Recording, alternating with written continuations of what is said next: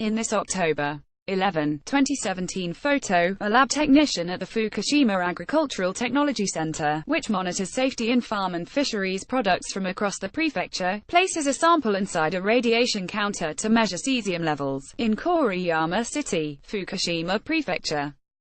Mari Yamaguchi, Associated Press. ONAHAMA, Japan. More than 6 years after a tsunami overwhelmed the Fukushima nuclear power plant, Japan has yet to reach consensus on what to do with 1 million tons of radioactive water, stored on site in around 900 large and densely packed tanks that could spill should another major earthquake or tsunami strike.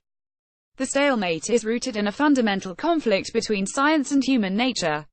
Experts advising the government have urged a gradual release to the nearby Pacific Ocean. Treatment has removed all the radioactive elements except tritium, which they say is safe in small amounts. Conversely, if the tanks break, their contents could slosh out in an uncontrolled way. Local fishermen are balking. The water, no matter how clean, has a dirty image for consumers, they say. Despite repeated tests showing most types of fish caught off Fukushima are safe to eat, diners remain hesitant. The fishermen fear any release would sound the death knell for their nascent and still fragile recovery.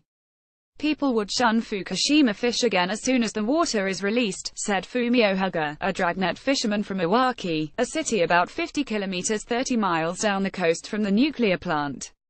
And so the tanks remain, fall is high season for suri and flounder, among Fukushima's signature fish. It was once a busy time of year when coastal fishermen were out every morning. Then came March 11, 2011. A 9-magnitude offshore earthquake triggered a tsunami that killed more than 18,000 people along Japan's northeast coast. The quake and massive flooding knocked out power for the cooling systems at the Fukushima nuclear plant. 3 of the 6 reactors had partial meltdowns. Radiation spewed into the air, and highly contaminated water ran into the Pacific. Today, only about half of the region's 1,000 fishermen go out, and just twice a week because of reduced demand. They participate in a fish testing program. Lab technicians mince fish samples at Onahama Port in Iwaki, pack them in a cup for inspection and record details such as who caught the fish and where.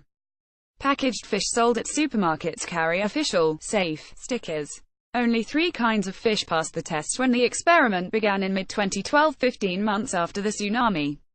Over time, that number has increased to about 100.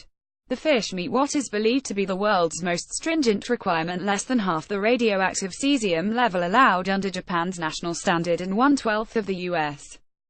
Or EU limit, said Yoshiharu Nemoto, a senior researcher at the Onahama testing station. That message isn't reaching consumers.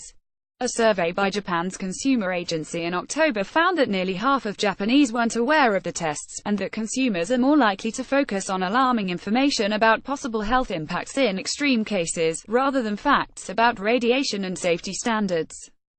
Fewer Japanese consumers shun fish and other foods from Fukushima than before, but 1 in 5 still do, according to the survey. The coastal catch of 2,000 tons last year was 8% of pre-disaster levels. The deep-sea catch was half of what it used to be, though scientists say there is no contamination risk that far out. Naro Yosekia, a University of Tokyo expert on disaster information and social psychology, said that the water from the nuclear plant shouldn't be released until people are well informed about the basic facts and psychologically ready. A release only based on scientific safety, without addressing the public's concerns, cannot be tolerated in a democratic society, he said. A release when people are unprepared would only make things worse. He and consumer advocacy group representative Kikuko Tatsumi sit on a government expert panel that has been wrestling with the social impact of a release and what to do with the water for more than a year, with no sign of resolution. Tatsumi said the stalemate may be further fueling public misconception. Many people believe the water is stored because it's not safe to release, and they think Fukushima fish is not available because it's not safe to eat. The amount of radioactive water at Fukushima is still growing, by 150 tons a day. The reactors are damaged beyond repair, but cooling water must be constantly pumped in to keep them from overheating.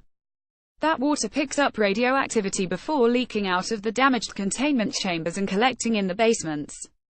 There, the volume of contaminated water grows, because it mixes with groundwater that has seeped in through cracks in the reactor buildings. After treatment, 210 tons is reused as cooling water, and the remaining 150 tons is sent to tank storage. During heavy rains, the groundwater inflow increases significantly, adding to the volume. The water is a costly headache for Tokyo Electric Power Co., the utility that owns the plant. To reduce the flow, it has dug dozens of wells to pump out groundwater before it reaches the reactor buildings and built an underground ice wall of questionable effectiveness by partially freezing the ground around the reactors. Another government panel recommended last year that the utility, known as TEPCO, dilute the water up to about 50 times and release about 400 tons daily to the sea, a process that would take almost a decade to complete. Experts note that the release of radioactive tritium water is allowed at other nuclear plants.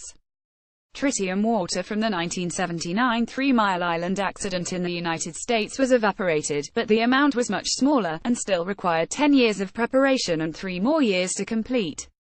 A new chairman at TEPCO, Takashi Kawamura, caused an uproar in the fishing community in April when he expressed support for moving ahead with the release of the water.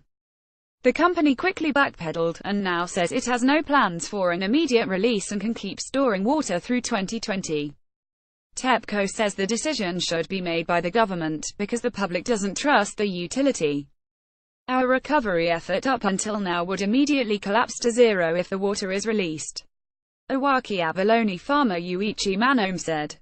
Some experts have proposed moving the tanks to an intermediate storage area, or delaying the release until at least 2023, when half the tritium that was present at the time of the disaster will have disappeared naturally.